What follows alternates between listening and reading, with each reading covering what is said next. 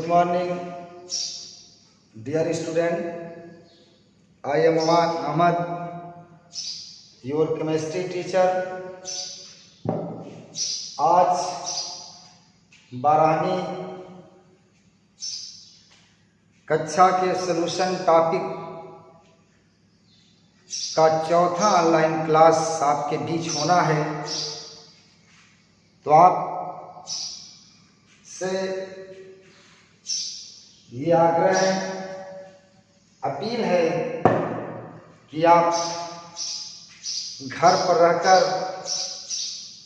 आप पढ़ाई पर पूरा ध्यान दें, जिससे ऑनलाइन क्लास को आगे बढ़ाया जाए। अगर आप कंप्लीट रिस्पांस दोगे तो यह हम लोगों का वादा है कि मई और जून जब तक लॉकडाउन समाप्त नहीं होगा तब तक आपको ऑनलाइन क्लासेस मिलेंगी, अगर आपका उत्साह, आपका स्नेह और आपका प्यार बना रहा तो। अन्यथा आप जाने और आपका काम जाने। ठीक है, देखिए एक सवाल, इसको नोट कर लीजिए कि 0.5%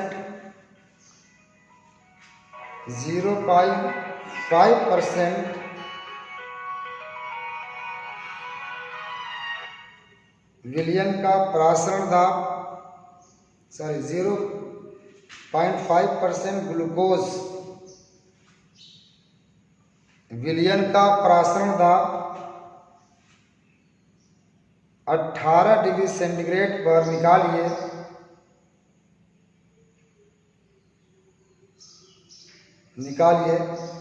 ब्रैकेट में लिख लीजिए कि घोल स्थिरांक या S का मान 0.0821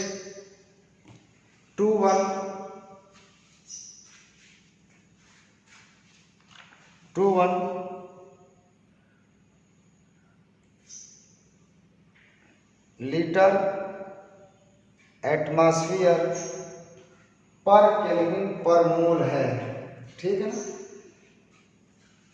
प्रासरण दाब पूछा जा रहा है। अब देखिए, इसमें मैंने 3 फार्मूले आपको बताया था। P बराबर CST, दूसरा है P बराबर N/VST, इसी को कन्वर्ट किया था। तीसरा है P बराबर PV बराबर W/NST। अब आपको देखना कि सवाल किस रूप में दिया गया है। सांद्रता के रूप में दिया गया है, मोल प्रति लीटर के रूप में दिया गया है कि वेट ग्राम में दिया गया है। ठीक है ना। न्यूमेरिकल में दिया गया है कि सुक्रोज, सबसे पहले आपको ढूंढना पड़ेगा 0.5% सुक्रोज है। इसका मतलब ये क्या है, ग्राम में दिया गया है। 0.5% 100 में 20 ग्राम, 0.5% आपका सुक्रोज है। ये W का मान हुआ, ये W का मान है। देखिए कि W किस में आता है, S में आता है। तो इसको आप निकालना पड़ेगा। 20% का मतलब क्या है, 0.5% का मतलब हो गया कि 100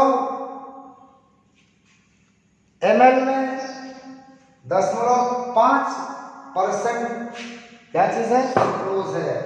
इस वाले फार्मूले को पुटअप करना पड़ेगा। तो P प्रासरण दाब पूछ रहा है, आयतन दिया गया है 100 ml, परसेंट नहीं तो 100 मिलियन कितना होगा, मिलियन का 100 हो गया। W 0.5 और सुक्रोज का अनुभाग 180 होता है। C6 सुक्रोज, C12H22O11 180 ग्लूकोज का होता है। ग्लूकोज है कि सुक्रोज है। फार्मूले में क्या दिया गया है, न्यूमेरिकल में इस हिसाब से अनुभाग उसका रखा जाएगा। एक मिनट रुके। ग्लूकोज है, सुक्रोज नहीं, सॉरी ग्लूकोज है। तो ग्लूकोज का अनुभाग 180 होता है। ये ग्लूकोज बेटा, इसका अनुभाग कितना हो जाएगा है 180। C6H12 O6 आप निकाल लीजिए। यहाँ पर 180 इंटू एस का मान दिया 0.0821 और टेम्परेचर कितना दिया गया है? टेम्परेचर जो दिया गया है ये आपका 18 डिग्री सेंटीग्रेड दिया गया है। इसको आप क्या करेंगे? केल्विन में बदलेंगे। तो 273 में 18 में 273 जोड़ दीजिए तो ये हो जाएगा 1,8,9 291 तो गुणे 291। आयतन देखिए क्या हो जाएगा? आयतन आपका ml में दिया गया है। V बराबर कितना आ गया? 100 ml है। इसको लीटर में बदलेंगे क्या हो जाएगा? 1000 से क्या करेंगे? गुणा कर देंगे तो जगह दे देंगे 0.1 हो जाएगा। ठीक है। अब यहाँ पे क्या हो जाएगा? 0.5 इंटू 0.0821 इंटू 291 और अपान कितना हो जाएगा? 180 इंटू 0.1 नीचे आ जाएगा। देखिए इस तरह से आपका कैलकुलेट करेंगे तो परासरण दाब आपको मिल जाएगा। कैलकुलेशन आप करेंगे, कैलकुलेशन करेंगे तो टाइम टेकिंग है, तो आप बस केवल कैलकुलेट करना है। कैलकुलेट करके आप इसको मल्टीप्लाई और डिवाइड कर दीजिएगा। ठीक है, ओके। एक प्रॉब्लम तो आपकी ये होगी।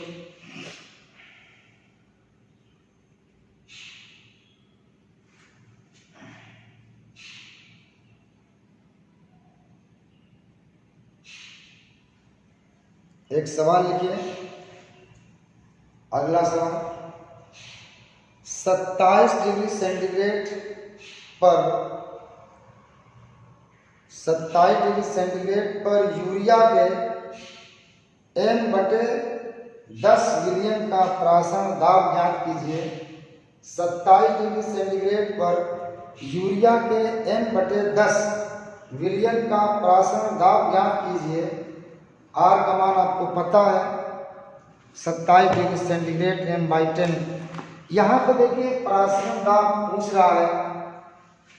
अब दिया गया किसमें? आपको न्यूमेरिकल ढूंढना है कि कौन सा सांद्रता दिया है, सांद्रता किसमें दिया है। यहाँ पे बेटा मोल में दिया गया है। क्या है? मोलर सांद्रता। ये मोलर सांद्रता है। क्या है? तो ये आपका CH2 है।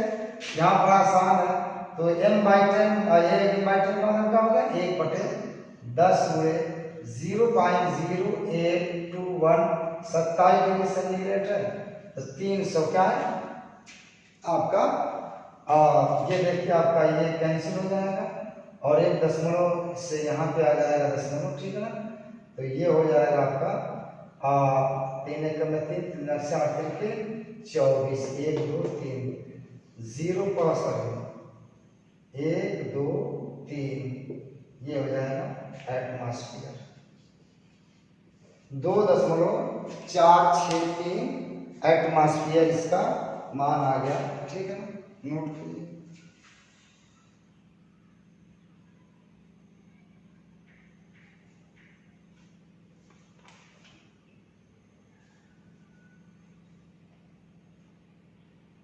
एक सवाल और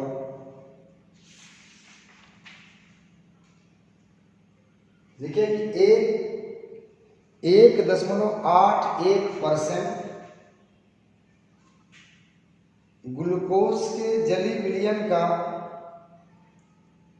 परासरण दाब 17 डिग्री सेंटीग्रेड पर 2.4 वायुमंडल पाया गया। ग्लूकोज का अनुभार ज्ञात कीजिए। ग्लूकोज का अनुभार ज्ञात कीजिए। ग्लूकोज का अनुभार ज्ञात कीजिए। एक बार फिर सवाल सुन लीजिए।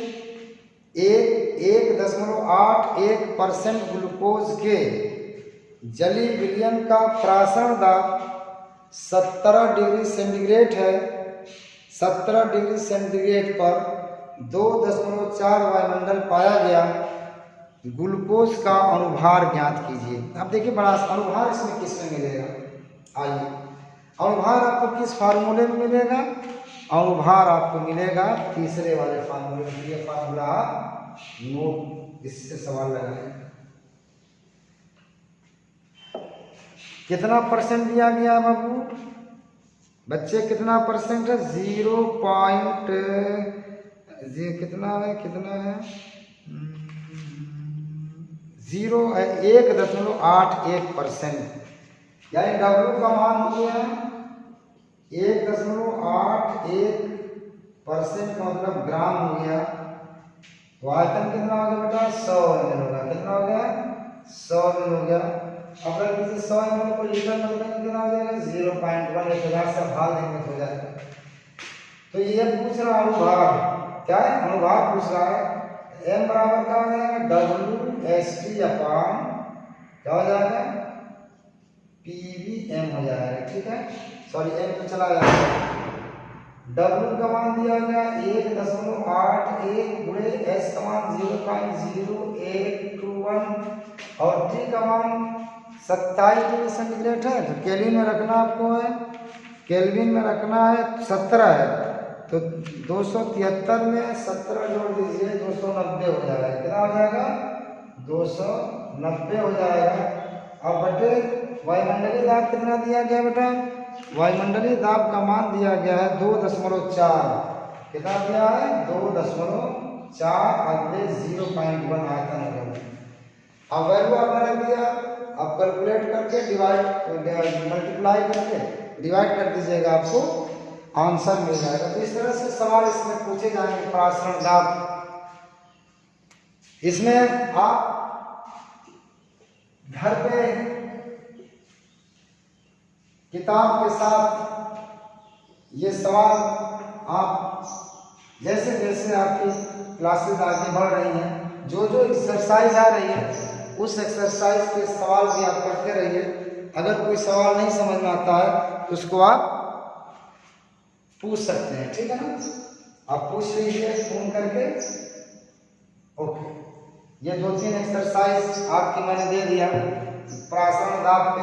अब जो अगली कॉलिगेटिव प्रॉपर्टी है, वाष्प दाब में अवनमन, लोअरिंग इन वेपर प्रेशर, क्या है,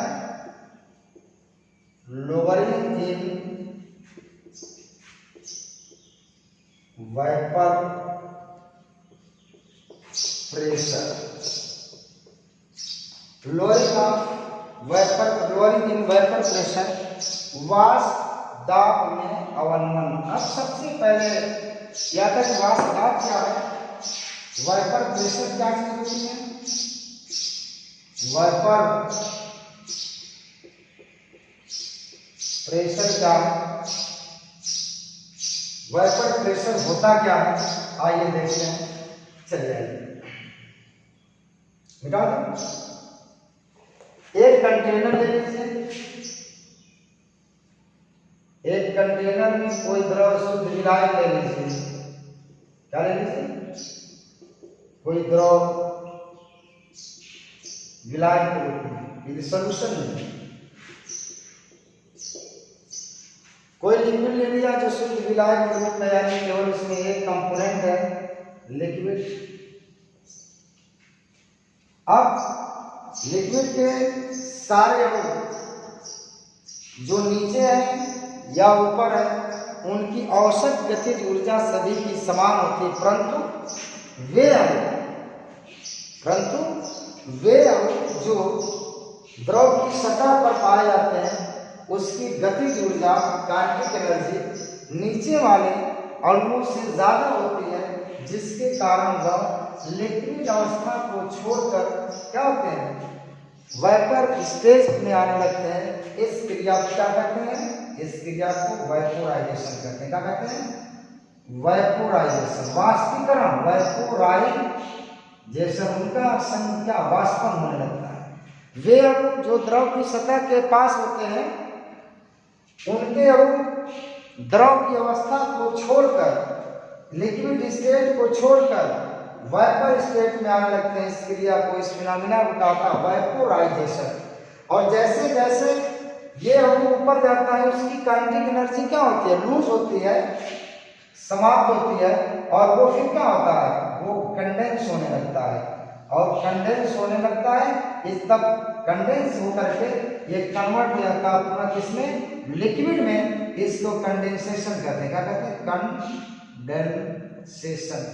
कंडेंस होकर के वह पार्टिकल नीचे आने लगता है। ठीक है, अब देखिए प्रारंभ में रेट ऑफ वेपोराइजेशन, वाष्पन की क्रिया का दर क्या थी, ज्यादा थी, और कंडेंसेशन तो हुआ नहीं, तो रेट ऑफ कंडेंसेशन क्या था, कम था। Time after time, with time rate of vaporisation घटेगा और रेट ऑफ कंडेंसेशन क्या होगा, बढ़ेगा। एक समय ऐसा आएगा जब दोनों प्रोसेस क्या हो जाएंगे, इक्वल हो जाएंगे, यानी इक्विलिब्रियम स्टेट स्थापित हो जाएगा, साम्यावस्था स्थापित हो जाएगी। जो rate of vaporisation is equal to rate of condensation, दोनों आपके रेट क्या हो जाएंगे, बराबर हो जाएंगे। इस कंडीशन को कहा जाता है कि इक्विलिब्रियम स्टेट में आ गए, साम्यावस्था पर। देखिए लिक्विड इसमें बदल गया वाइपर में, वाइपर किसमें चेंज हो रही है, लिक्विड में। अब ये निशान जो इक्विलिब्रियम की है, दोनों स्टेट बराबर, जितना लिक्विड से वाइपर बन रहा है उतना वाइपर से लिक्विड बन रहा है। इस कंडीशन को कहते हैं साम्यावस्था। अब देखिए डिफिनेशन वाइपर प्रेशर की कहा तक स्थिर ताप पर, ताप अगर कांस्टेंट कर दिया जाए, स्थिर ताप पर द्रव और वाष्प की साम्यावस्था पर द्रव की वाष्प जो दाब डालती है उसे वाष्प दाब कहा जाता है। अंडरस्टैंड? एक बार फिर आइए, स्थिर ताप पर द्रव और वाष्प की साम्यावस्था पर द्रव की वाष्प जो दाब डालती है उसे हम क्या कहते हैं, वाष्प दाब कहा जाता है। ठीक है, तो इस तरह से ये वाइपर की डिफिनेशन मैंने बताया आपको, वाष्प दाब की क्या डिफिनेशन होती है, किस तरह से मॉलिक्यूल वेपोराइजेशन कंडेंसेशन होता है। ठीक है, एक बार फिर इसको आप समझ लीजिए।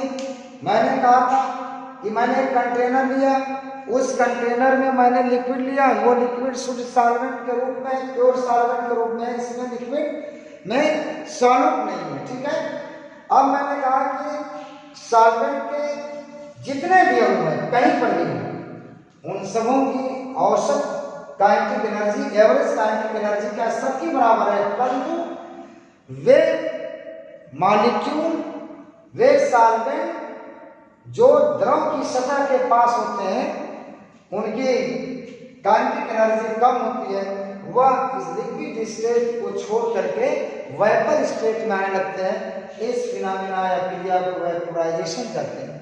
जैसे जैसे ये मॉलिक्यूल ऊपर जाता है उसकी काइनेटिक एनर्जी कम होती है। जब काइनेटिक एनर्जी कम होती है तो मॉलिक्यूल कंडेंस होते हैं, संघनन होता है, पास पास आते हैं, जिससे द्रव बनने लगता है, और द्रव बन करके पुनः लिक्विड क्या होगा, नीचे आने लगेगा।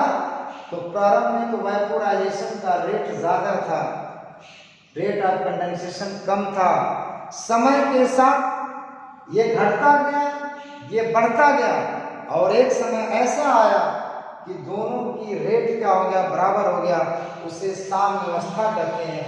तो साम्यावस्था पर, स्थिर ताप पर द्रव और गैस, द्रव और वाइपर की साम्यावस्था पर द्रव की वाष्प जो दाब डालती है उसे वाष्प दाब कहा जाता है। वाष्प दाब कोई फैक्टर, इसको प्रभावित करने वाले एक दो कारक हैं, तो लिख लीजिएगा, factor affecting vapour pressure, factor affecting vapour pressure, factor affecting vapour pressure. Okay, factor affecting vapour pressure पहली पॉइंट में लिख लीजिए,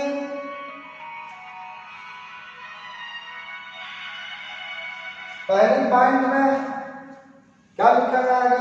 nature of solvent, nature of solvent, विलायक की प्रकृति पर।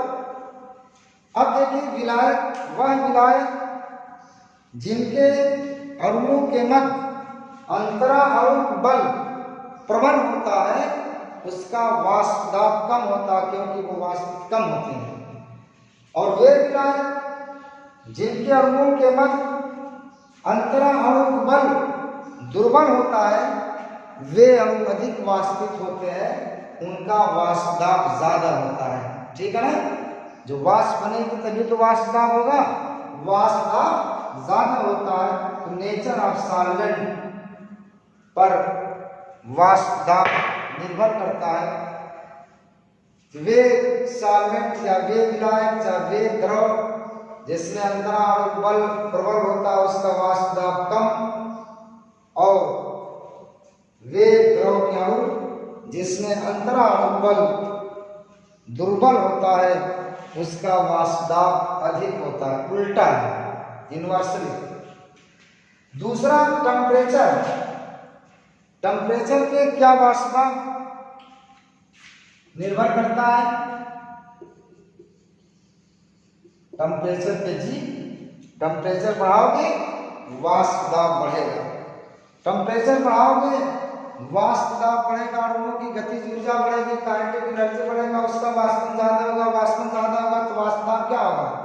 ज्यादा होगा। तो टेम्परेचर, तो ये दो फैक्टर मैंने बताया, नेचर ऑफ सॉल्वेंट और टेम्परेचर पे। अब अगला आर्टिकल इसमें आते हैं, बड़ा इंपॉर्टेंट है, वाष्प दाब में अवनमन। समझिएगा, वाष्प दाब में अवनमन, lowering in vapour pressure, lowering in vapour pressure.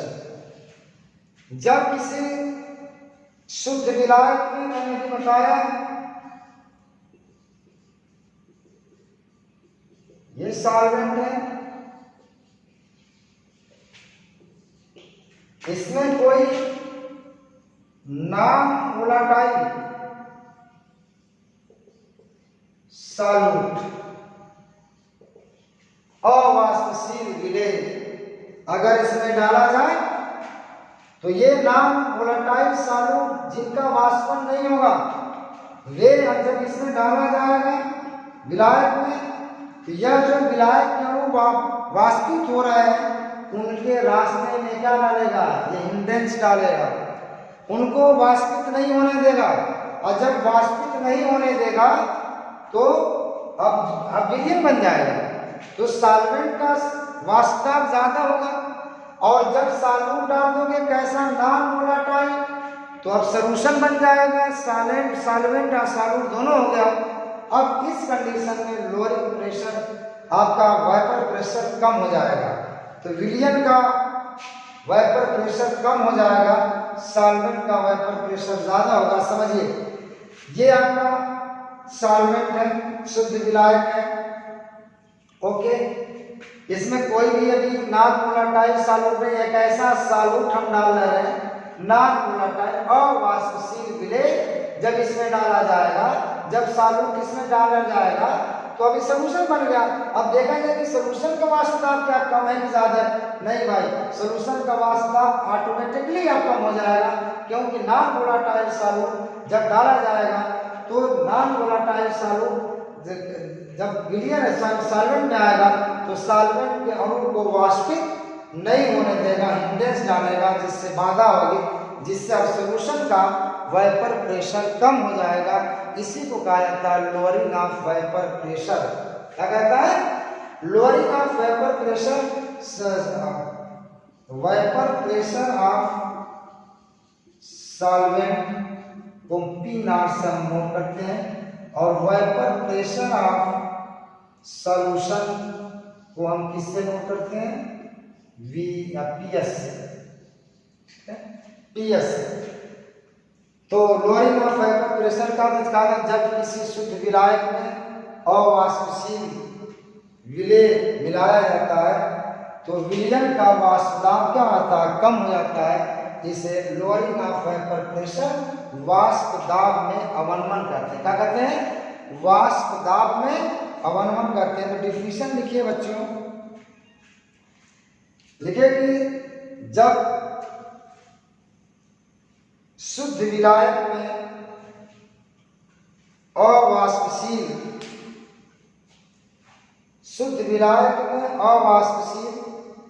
विलेय मिलाया जाता है तो विलयन का वाष्प दाब कम हो जाता है,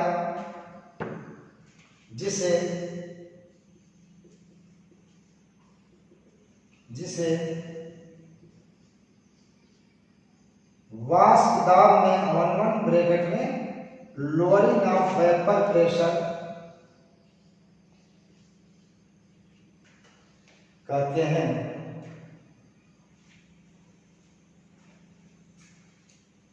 ठीक है, आइए इसको VP का मतलब वेपर प्रेशर ऑफ सॉल्वेंट्स, विलायक का वाष्प दाब।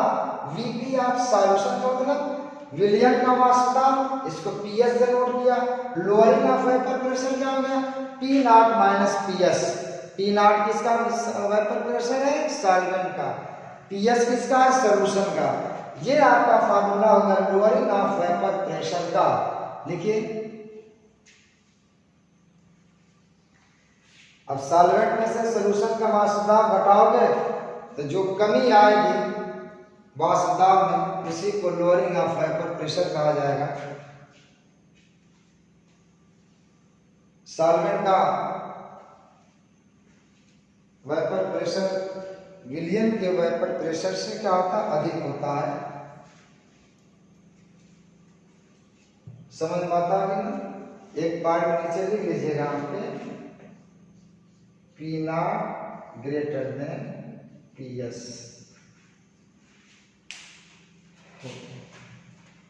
हो गया। अब देखिए इसी में relative lowering of vapour pressure क्या है? रिलेटिव लोअरिंग ऑफ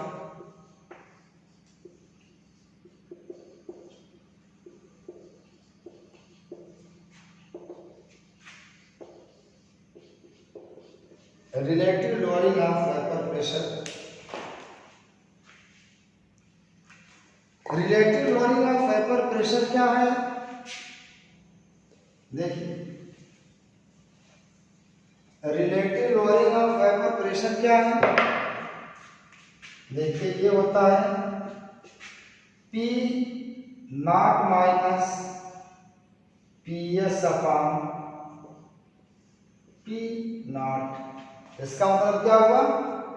वाष्प विलयन के वाष्प दाब में अवनमन और विलायक के वाष्प दाब के अनुपात को लोअरिंग ऑफ वेपर प्रेशर कहा जाता है। ये वाष्प दाब में अवनमन है ये पूरा, और P0 क्या चीज है? विलायक का सॉल्यूशन है। तो लिखिए इसमें, लिखिए कि विलयन के वाष्प दाब में अवनमन, विलयन के वाष्प दाब में अवनमन और विलायक के वाष्प दाब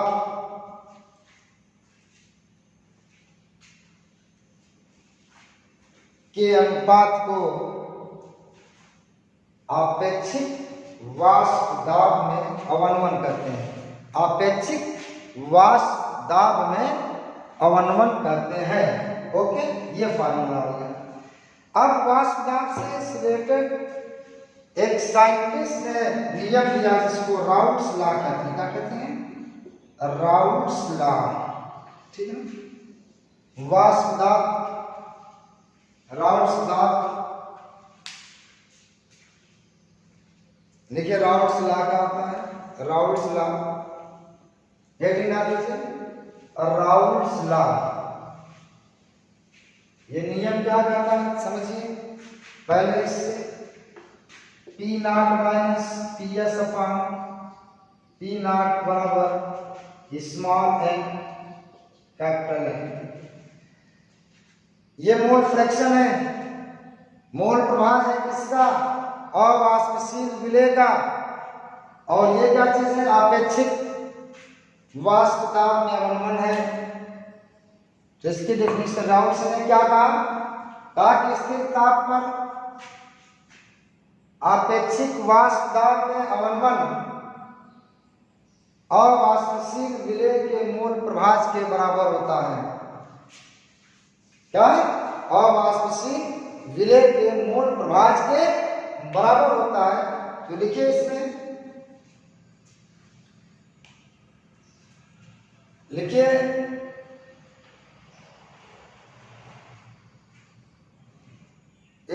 स्थिर ताप पर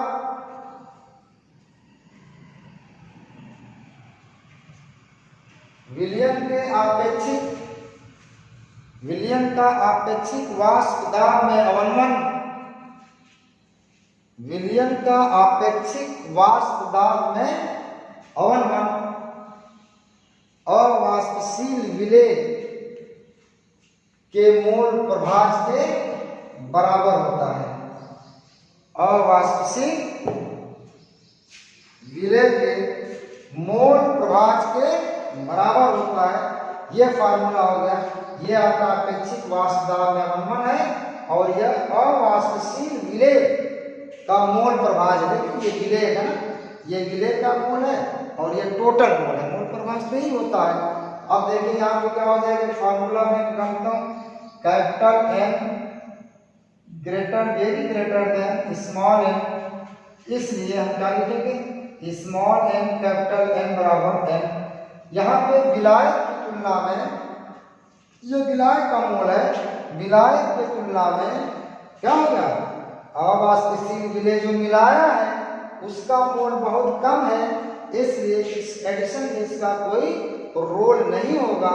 इसलिए हम नीचे केवल क्या है, n अपॉन इस कैपिटल N लिखेंगे।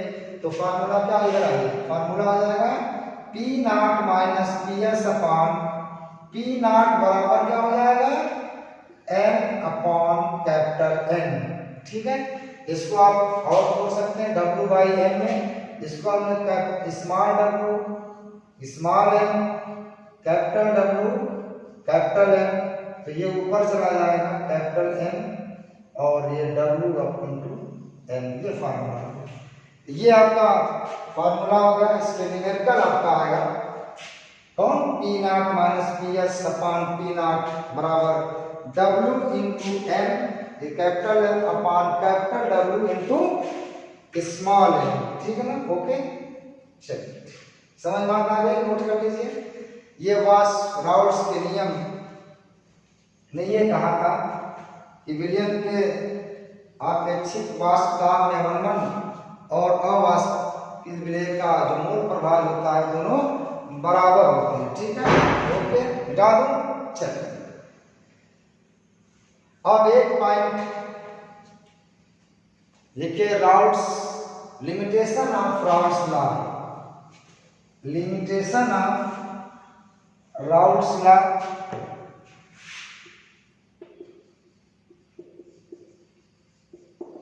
लिमिटेशन ऑफ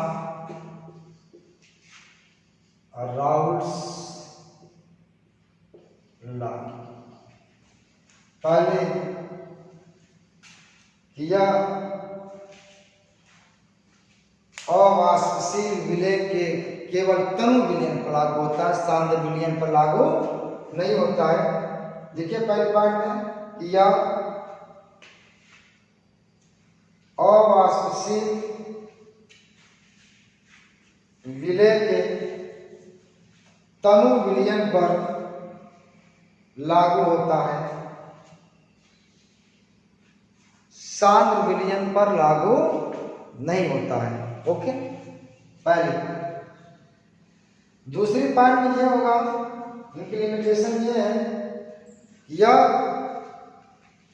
उस अवाष्पशील विलायक पर लागू नहीं होता है जो रासायनिक प्रक्रिया में भाग लेते हैं। तो दूसरी लिमिटेशन क्या है, लिखे कि वे अपास्पशील विलेय जो रासायनिक अभिक्रिया में भाग लेते हैं उस पर लागू नहीं होता है। और अगली पॉइंट लिख लीजिए कि वे विलेय जो आयनिक या संगुणित होते हैं, आयनिक मतलब अपने आप में टूटते हैं या संगुणित होते हैं,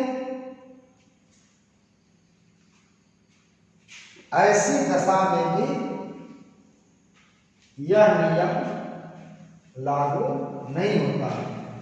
ये लिमिटेशन ध्यान रखिएगा। ये था ऑल अबाउट वाइपर प्रेशर में लोअरिंग ऑफ वाइपर प्रेशर, उसका फार्मूला राउट लॉ, ठीक है ना।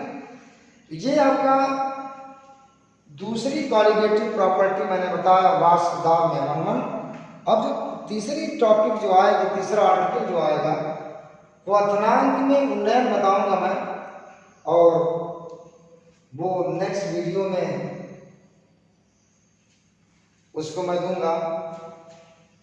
तो सभी स्टूडेंट्स से मेरी हार्टली अपील है कि आप जितनी मेहनत से हम लोग आपके पास तक ये वीडियो पहुंचा रहे हैं, उतनी ही लगन के साथ अगर आप परफॉर्मेंस करेंगे तो आपका जोश के साथ हमारा भी जोश जुड़ेगा, जिससे पढ़ाई का माहौल पैदा होगा जो 2 महीने से कुंद पड़ा हुआ है।